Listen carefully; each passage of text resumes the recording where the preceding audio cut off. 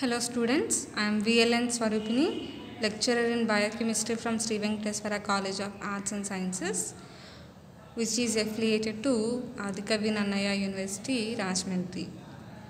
Now I would like to discuss about 3rd BSc Biochemistry 5A paper Unit 1 topics, and 5A paper title is Physiology, Clinical Biochemistry and Immunology. So from unit 2 let's start the next topic, that is digestion and absorption of lipids. Digestion and absorption of lipids. In the earlier class we have discussed about digestion and absorption of carbohydrates. Okay, so this is about digestion of lipids and absorption of lipids. Okay, we all know lipids are not soluble in water solutions. That means lipids are insoluble and sparingly soluble in aqueous solution.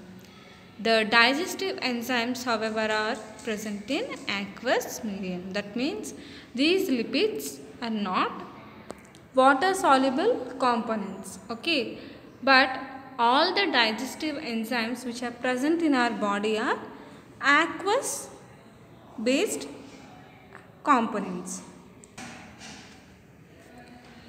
So this is the major problem with digestion of lipids. Okay, so let's see how our body is digesting these lipids. This is the major problem for the digestion and absorption of lipids, and fortunately digestive tract possesses specialized machinery to increase the surface area of lipids and for solubilize the digestive products for absorption. Okay, so direct digestion of lipids is not possible, but our digestive system, what it do to lipids digestion and absorption is it increases the surface area of lipids and and by this way it solubilizes the digested products for absorption. Okay, these are based on these two major points. Lipids digestion and absorption depends. Okay, firstly let's see the minor digestion of lipids in stomach. As earlier said, only carbohydrates are digested in mouth. Okay, here lipids are also not digested in mouth. Digestion of lipids partially starts from the stomach. Okay, the digestion of lipids is initiated by catalysis of acid stable lipase. That means the digestion of lipids is initiated by catalysis of acid stable lipase enzyme on lipids.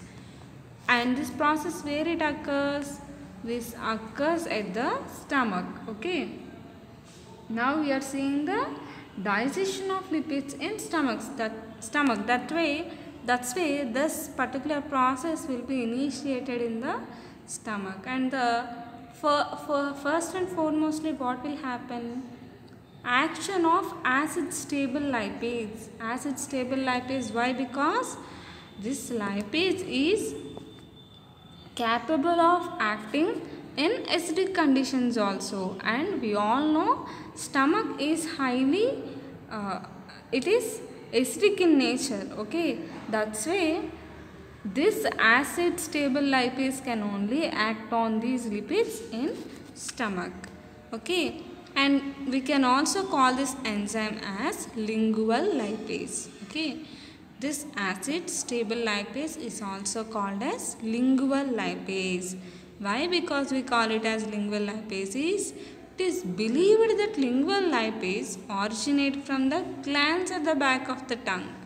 Okay, that means this lingual lipase is produced from the glands which are present to the back side of the tongue. Okay, that's why we call them as lingual lipase. And stomach contains a separate gastric lipase which can degrade fat content short chain fatty acids at neutral pH. That means stomach contains separate gastric lipase enzymes, and what's their function is these degrade fat contents into short chain fatty acids at neutral pH. That means not at acidic pH, at neutral pH. These gastric lipase, what it do, it degrades fats into short chain fatty acids. Okay, and the digestion of lipids in stomach of an adult is almost negligible. That means digestion of lipids in stomach for an adult human being is almost negligible. This digestion of lipids in stomach is mostly seen in children's and almost infants. Why? Because if you take any infant, their major diet is based on the fatty components like milk, curd, and almost all these are fat based or lipid based components. Okay, so their digestive system is designed for the digestion of those lipid based contents. But as we are elder and grown up human beings, our body is not designed for the digestion of these lipids. Okay, particularly digestion of lipids in stomach is completely negligible. Okay, and since lipids are not emulsified, further the low pH in stomach is unfavorable for the action of gastric lipase. That means why our stomach is not meant for digestion of lipids is because lipids are not emulsified in our body. Okay, and low pH which is present in the stomach is not favorable for the action of gastric lipase. Okay, that means we all know acidic pH is not suitable for the action of these enzymes. That's why these lipids are not digested in the stomach. That means lipids neither digested in the mouth nor digested in the stomach. Okay, and in case of infants, the milk fat with short chain fatty acids can be hydrolyzed by gastric lipase to some extent. That means in case of infants, that means small children or newborn babies or neonatals, in all these cases what happens, milk fat, okay, milk fat with short chain fatty acids can be, for some extent, these can be hydrolyzed by gastric lipase. And this is because the stomach pH of infants is close to the neutrality. As infants cannot withstand high acidic nature, even their stomach is at low neutrality. That means that is near to neutral pH. That's why gastric lipase action can be seen in the stomach of infants, and which is suitable for the digestion of fats with short chain fatty acids. Okay, now let's see how these lipids are emulsified in small intestine. Emulsification of lipids in the small intestine. Emulsification is a phenomenon of dispersion of lipids into smaller droplets due to reduction in the surface tension. That means what is emulsification? It is the dispersion of lipids into smaller droplets due to reduction in the surface tension. That means here the surface tension of the lipids is decreased, okay, so that lipids are dispersed into smaller droplets. Okay, this is the phenomenon of emulsification, and this is accompanied by increase in the surface area of lipid droplets. Okay, what happens here? Surface tension of the lipid will be decreased and lipids will be converted into smaller droplets. By this emulsification process, what will happen? Surface area of each and every lipid droplet will be increased. Okay, ultimately by emulsification process, what will happen? Surface area of lipid droplets will be increased. Emulsification is essential for effective digestion of lipids. Since the enzymes can act only on the surface of lipid droplets, more correctly, lipases act at the interfacial area between the aqueous and lipid phase. Okay, emulsification is mostly important for effective digestion of lipids. That means emulsification is the major process by which these lipids are digested. And why only emulsification? Because of this emulsification, enzymes can act only on the surface of the lipid droplets. Okay, these after emulsification process, as the surface area of the lipid droplet increases, these enzymes can easily act on the surface of the lipid droplets. Okay, and what are the enzymes which act for the lipid digestion are nothing but lipases. Lipases are the enzymes which digest lipids, and these lipases act on the interfacial area between the aqueous and lipid phase. Okay, that means they act on the interfacial area or on the surface of the lipid droplet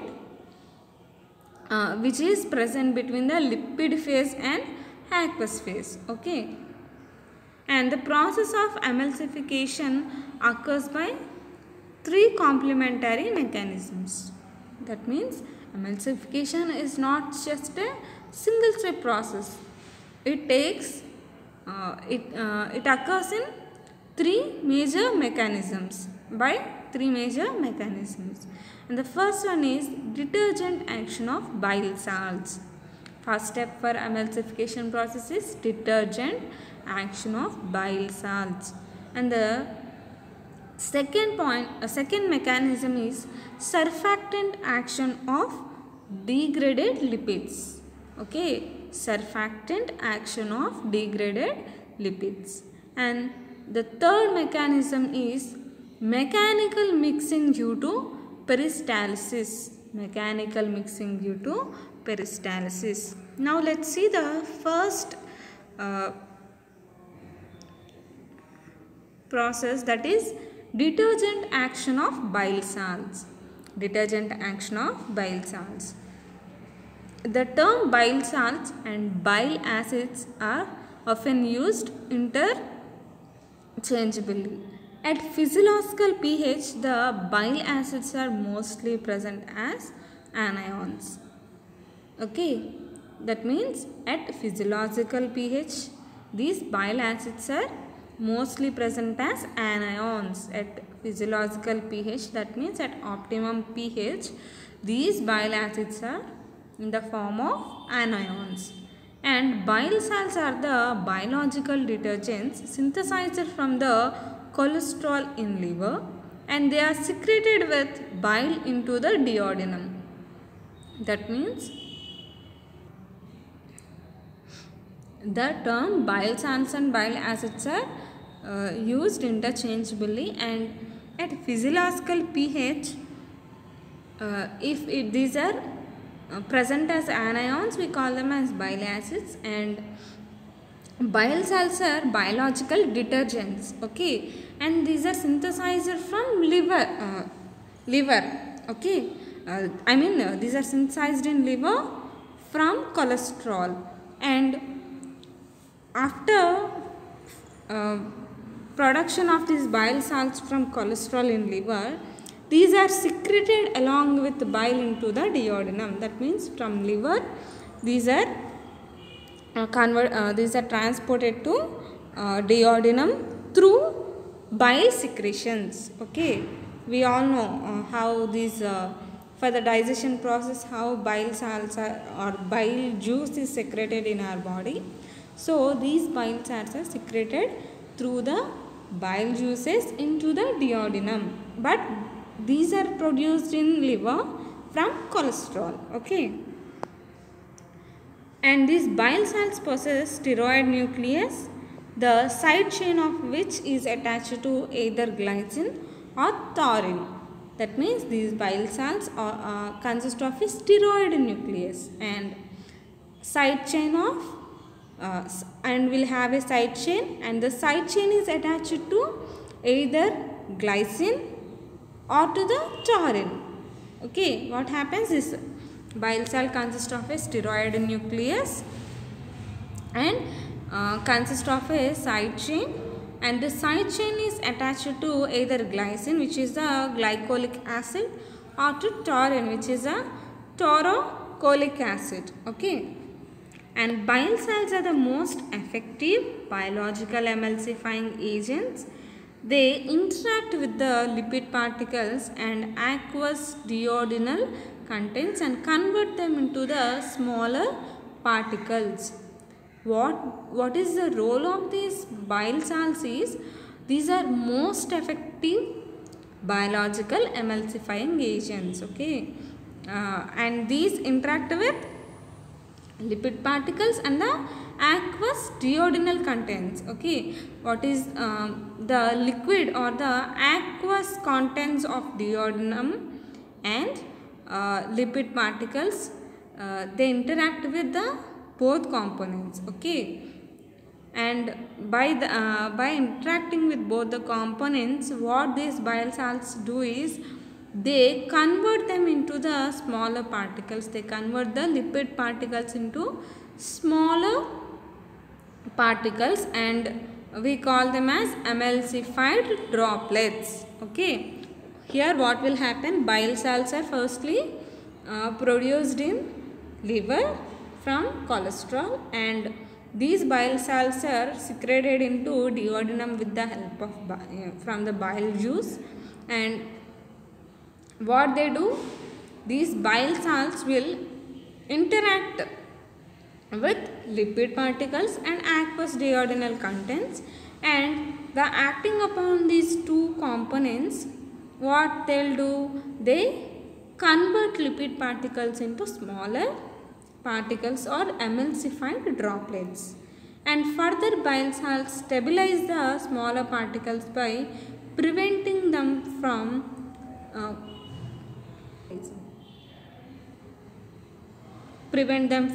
coalescing, or that means nothing but from uniting. That means lipids are converted into smaller emulsified droplets. Okay, if you observe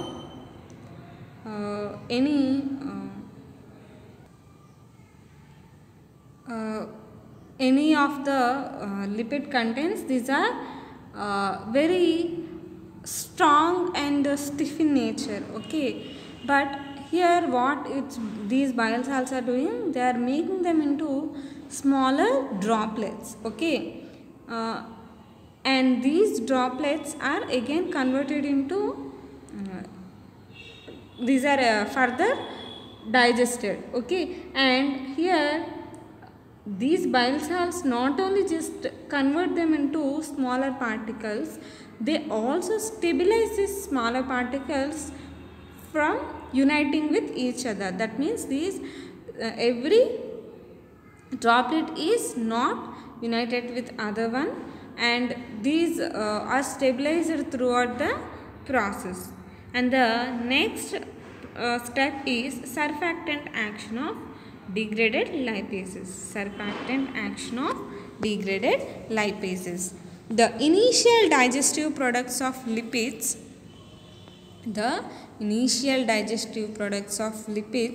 namely free fatty acids or monoglycerols, promote emulsification. That means the initial digestive products of lipids. That means after catalysis of lipids with lipase, what are the end products formed? Free fatty acids and monoglycerols will be formed. That means after action of lipase enzyme, the end lipid end products are free fatty acids and monoglycerols, and these promote emulsification. That means these free fatty acids and monoglycerols will be undergoing emulsification process, and these compounds along with phospholipids are known as surfactants. That means free fatty acids and monoglycerols along with phospholipids are termed as surfactants. We call them as surfactants, and they are characterized by possessing polar and non-polar group. Surfactants get absorbed to the water lipids interfaces and increase the interfacial area of the lipids droplets and are good substrates for digestion. What happens here? These surfactants will consist of polar and non-polar groups, okay, and we call them as polar and non-polar group surfactants, and these get absorbed to the water lipid interfaces and increase the interfacial area of lipid droplets and area of lipids, and these droplets are good substrates for digestion. That means these free fatty acids and monoglycerols get attached to phospholipids, and these phosphate groups, these are helpful for the absorption of water, okay. That means they can be easily interact with the water, and these surfactants are both polar and non-polar group surfactants will be formed, and these will be absorbed with water, and these lipid interfaces to the water lipid interfaces and increase the interfacial area of lipids. That means by forming these surfactants, what will happen? Surfactant area or the interfacial area of lipid content will be increased. The interfacial area for reaction with, and these surfactants with larger interfacial area will be good substrates for digestion, okay. And next process is mechanical mixing due to peristalsis. We all know peristalsis is the intestinal movements which will help the movement of the substances in the intestines, okay. Besides the action of bile salts and surfactants, mechanical mixing due to peristalsis also help in the emulsification of lipids, okay. Apart from the action of bile salts on these lipids, and also surfactant formation with phospholipids, along with these two reactions, mechanical mixing due to peristalsis also help emulsification of lipids. The smaller lipid emulsification droplets are good substrates for digestion. Here what happens? Lipid droplets will be formed, surfactants, okay.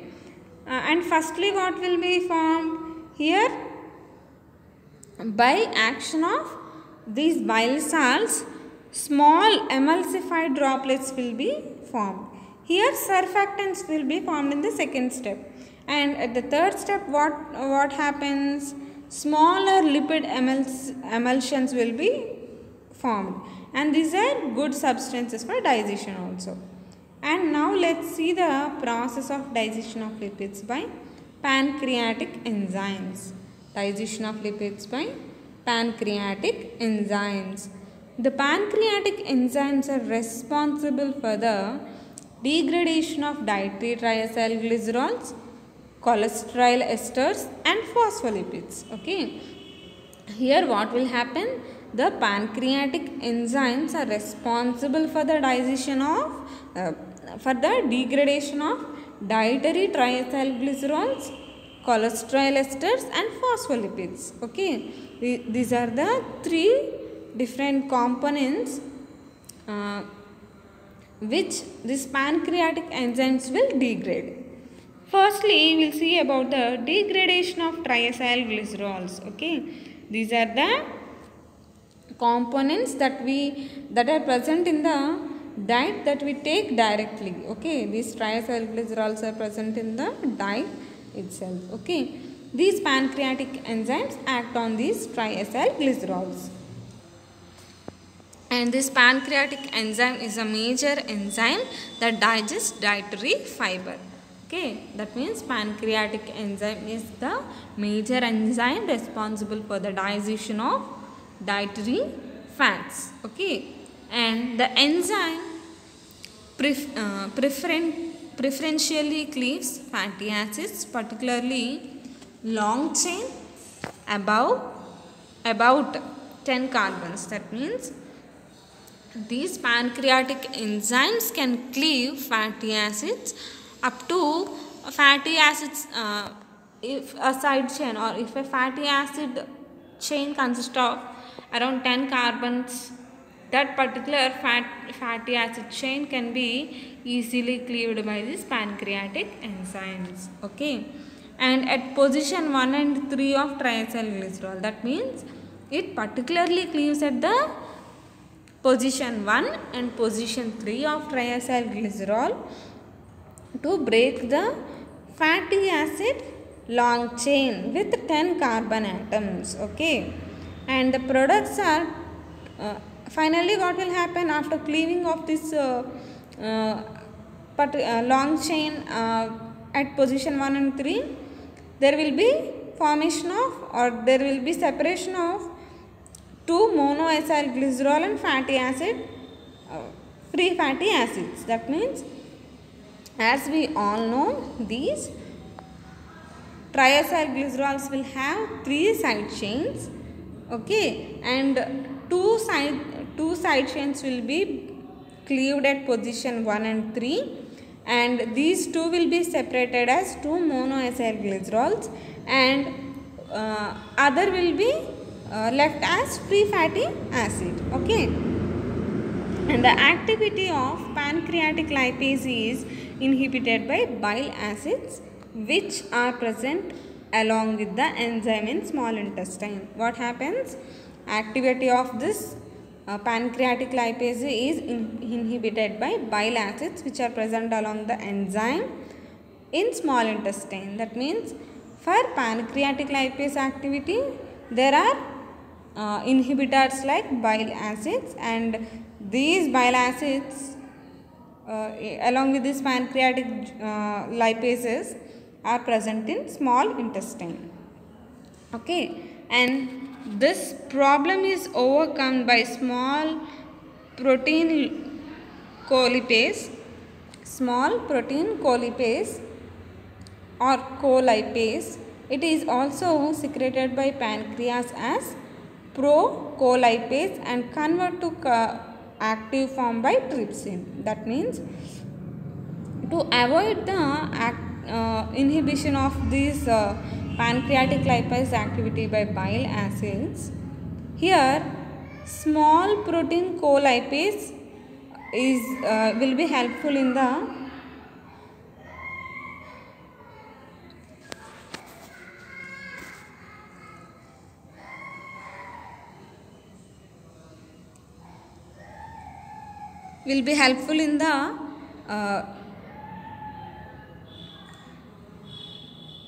overcoming of this problem. Okay, and this is secreted by pancreas. Okay, this colipase is secreted from pancreas as procolipase, okay, which is the inactive form. Procolipase colipase is the inactive form of the colipase, and this procolipase is converted into colipase by the activity of trypsin.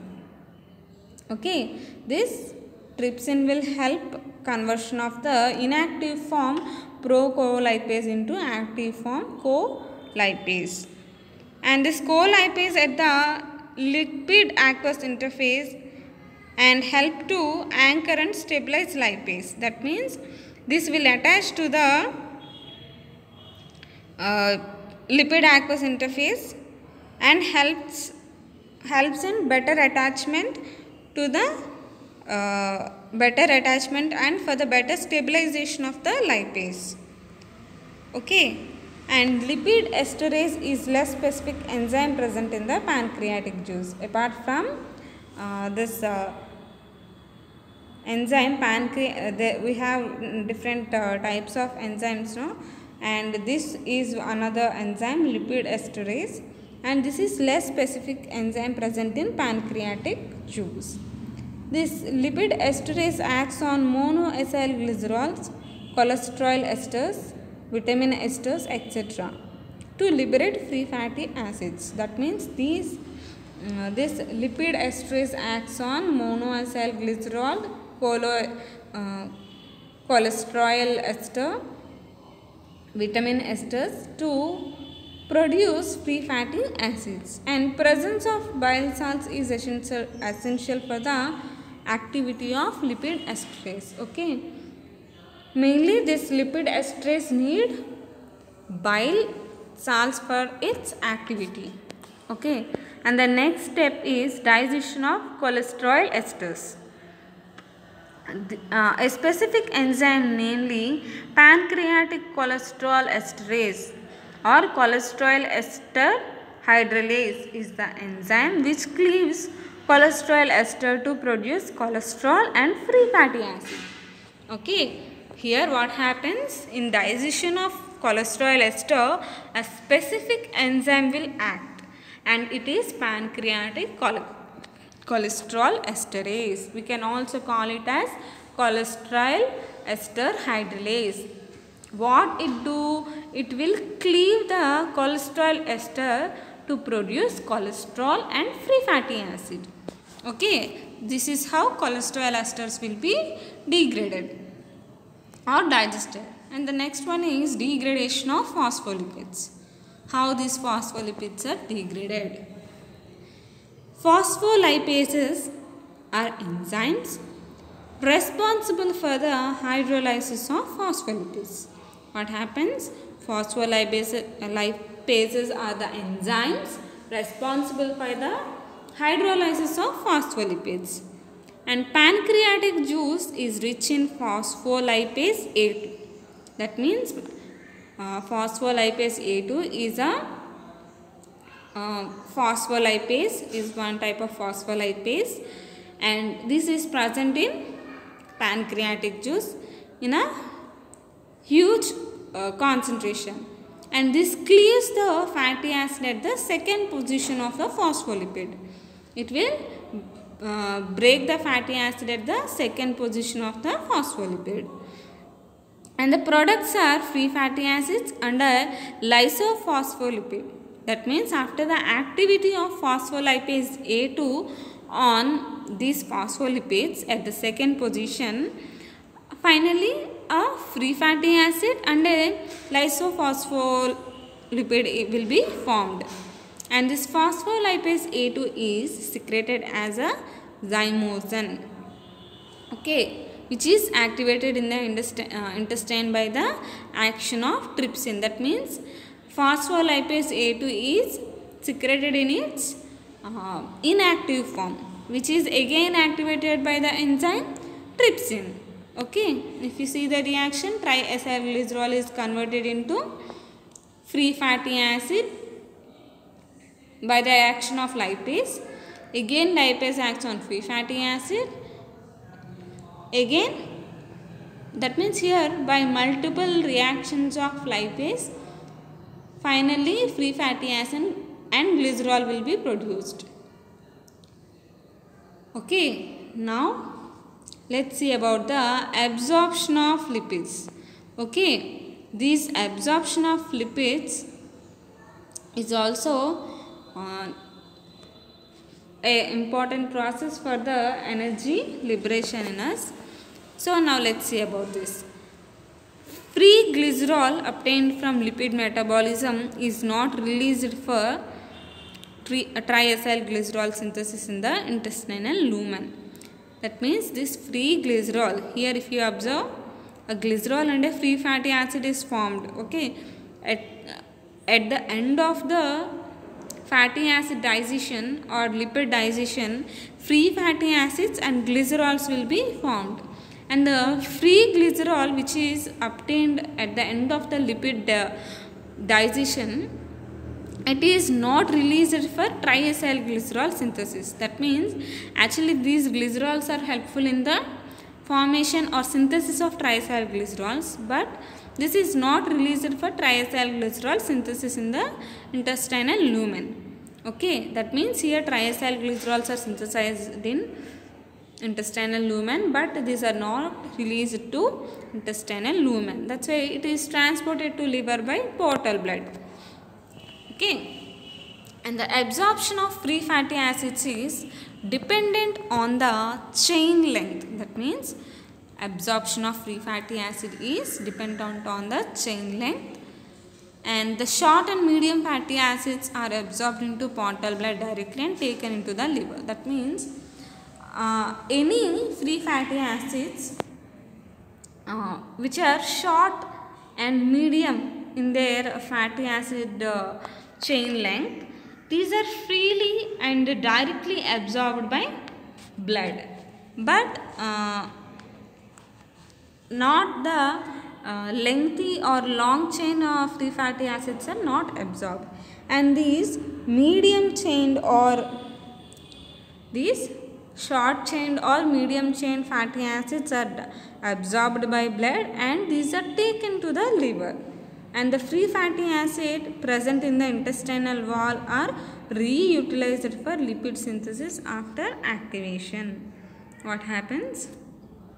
The free fatty acid which is present in the intestinal wall, it is reutilized for lipid synthesis for after activation. That means free fatty acid will be again which is present in the intestinal wall will be activated and reutilized for the lipid synthesis, and the long chain fatty acids are absorbed and are found as esterified free fatty acids in lymph. That means small and medium are transported to liver, and few are activated for the further reutilization of the reutilization in the lipid synthesis, and long chain fatty acids are absorbed and are found as esterified free fatty acids in lymph. Okay. Resynthesis of triglycerides takes place in cisternae of endoplasmic reticulum of the mucosal cells. What happens? Resynthesis of triglycerides takes place in the cisternae of endoplasmic reticulum of the mucosal cells. In the mucosal cells, endoplasmic reticulum cisternae, these triglycerides are again resynthesized. The triacyl glycerol is neither transported to lymphatic nor to portal blood. That means here triacyl glycerol is not transported to into lymphatic tissues or into the blood, and it is soluble in water. That means this triacyl glycerol is easily soluble in aqueous solution. This is overcome by the formulation of lipoprotein complex via chylomicrons. That means these triacyl glycerols are easily soluble in water by the formation of lipoprotein complex as chylomicrons. Okay. For their better solubility in water, these are converted into chylomicrons with the help of lipoprotein complex. The water insoluble triacyl glycerol or hydrophobic triacyl glycerol is converted into layer of hydrophobic phospholipid cholesterol and its esters and an apoprotein called ApoB48. That means the water insoluble triacylglycerol, which is hydrophobic in nature. Hydrophobic means it doesn't come near water. That means it has fear for water. That's why this is converted into the layer of hydrophilic phospholipids. That means this hydrophobic triacylglycerol is converted into hydrophilic phospholipid, which can easily get in contact with aqueous solution. And cholesterol and its esters based on the cholesterol and its esters and on apoprotein ApoB48 with the help of these components, this is converted into hydrophilic phospholipid. Addition of these components make it water soluble and hydrophilic. That means by addition of cholesterol and its esters and apoprotein ApoB48, these can convert this as water soluble hydrophilic component. And the chylomicrons are synthesized in the intestinal wall and the size varies from 0.05 to 0.50. Okay, these are synthesized in the intestinal wall with different size variations, and it mostly has triacylglycerol of 88% and free and esterified cholesterol of 3%, phospholipid of 8%, and small percentage of ApoB48 around 0.5 to 2%. That means these hydrophilic components will have triacylglycerol 88%, free and esterified cholesterol 3%, and phospholipid 8%, small percentage of ApoB48 for 0.5 to 2%. And the newly synthesized chylomicrons pass out through the cell membrane and enter the lymphatic vessels of abdomen region, followed by migration into systematic circulation. That means after formation of this hydrophilic component, that is chylomicron, it passes through the cell membrane and enter lymphatic vessel of abdomen region. From there it will move into the cell membrane and enter lymphatic vessel of the abdomen region and migrate into the systematic circulation, that is blood circulation. And the presence of circulation of chylomicrons after a meal accounts for the past prandial lipemia, which gradually clear with time. That means due to this presence of circulation of chylomicrons after a meal, this indicates the past prandial lipemia. Okay, this is a kind of disorder, and in few conditions gradually will be cleared within a less span of time. And this is due to hydrolysis of triacylglycerol to glycerol and free fatty acid by the action of lipoprotein lipase, whose activity is enacted by the presence of phospholipid and heparin. That means this past prandial lipemia condition is formed due to the hydrolysis of triacylglycerol to glycerol and free fatty acid by the action of lipoprotein lipase enzyme, and this activity is enhanced by the presence of phospholipids and heparin. These two components will activate the action of lipoprotein lipase enzyme on hydrolysis of triacylglycerol into glycerol and free fatty acid. Because of this, chylomicrons will be seen after a meal. Now let's see absorption of cholesterol and phospholipids. Absorption of cholesterol and phospholipids. The free cholesterol formed after hydrolysis of cholesterol esters are obtained from the intestine. That means after free hydrolysis of cholesterol ester, free cholesterols are obtained in the intestine. Nearly 85 to 90% of cholesterol in the lymph is found as esterified cholesterol, and that indicates the esterification should occur within the intestinal mucosal cell. What happens here? Cholesterol ester hydrolysis takes place in the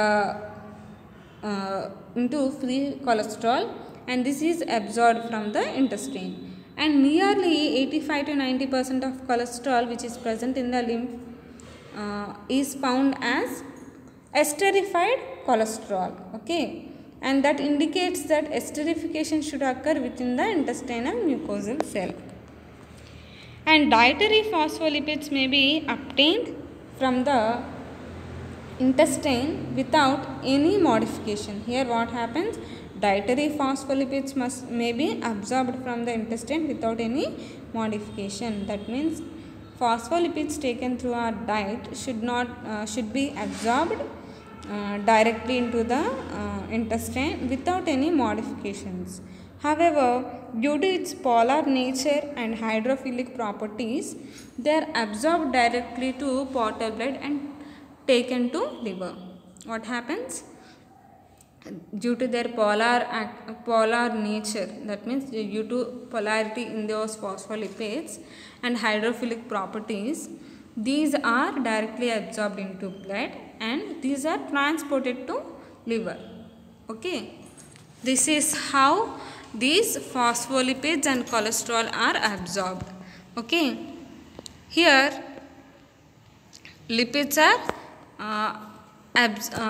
converted into free glycerol or free fatty acids, and few are absorbed through formation of chylomicrons, whereas few components like phospholipids are directly absorbed due to presence of polarity, and few are cholesterol ester forms are converted into their free forms, and these are absorbed to intestines. Okay, this is how lipids are digested and absorbed in our body. Okay, please keep the notes just see the material while listening to the class. If you have any doubts, please ping me to my number. Thank you. Thank you, students.